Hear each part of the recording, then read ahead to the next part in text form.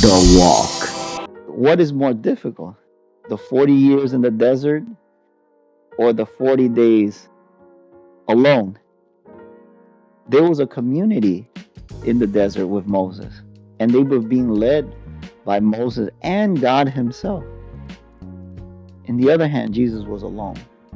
Well, this is so interesting, Wendell. He was alone. Go ahead. Please jump in. Well, I love what you're saying. I think too, what's interesting is Jesus only goes into the desert after he's baptized. So Jesus gets baptized by his cousin, John the Baptist, and that's where we hear God's voice break through the clouds, and he says, like, he speaks onto Jesus, "This is my beloved son in whom I am well pleased." And we hear his voice. And it's only after he receives his identity as son that he wanders into the desert to go through the 40 days of fasting to strengthen his spirit, because that's when his public ministry is about to begin.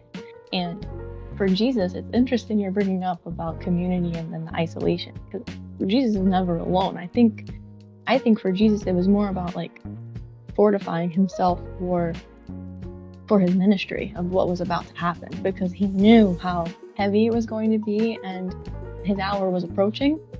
And I think too, when you think about it, I was just reading this the other day, where it was saying like Jesus was silent for 30 years of his life, and he only spoke during his 3 years of preaching with his disciples, and then he was silent again on his passion. And that hit me, and I was like, oh, so anytime Jesus could, which we see it where he goes up the mountains or he's in the desert, anytime he could be alone with God. And I really believe even for his hidden years, like he was constantly one with the Father, constantly praying.